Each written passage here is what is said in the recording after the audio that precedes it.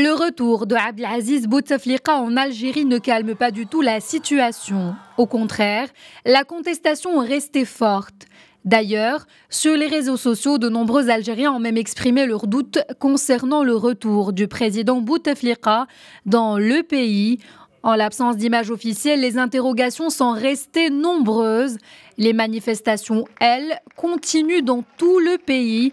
À Oran et devant la nouvelle cour de justice, les avocats habillés de robes noires ont scandé des slogans en faveur de l'instauration d'un état de droit et pour une république libre et démocratique. Ils ont entamé un boycott de 4 jours des juridictions.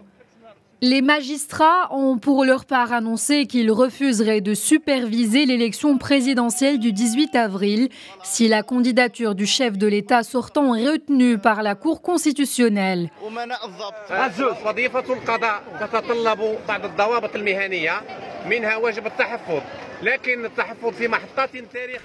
Le métier des juges nécessite une certaine éthique professionnelle, la réticence par exemple.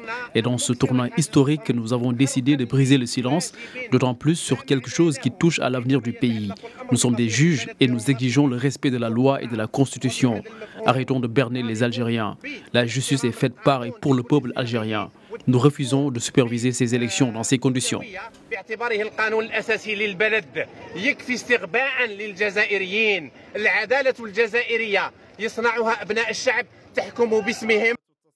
En plus des avocats et des magistrats, les médecins et les pharmaciens ont également manifesté ce lundi.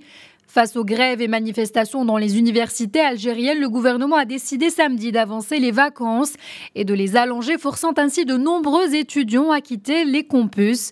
Mais cette annonce surprise du ministère de l'Enseignement supérieur a plutôt provoqué un regain d'activisme au sein de la communauté estudiantine. La colère qui se généralise de jour en jour a aussi gagné les entreprises, privées comme publiques. Plusieurs grèves y sont annoncées. La première touche déjà les transports à Alger.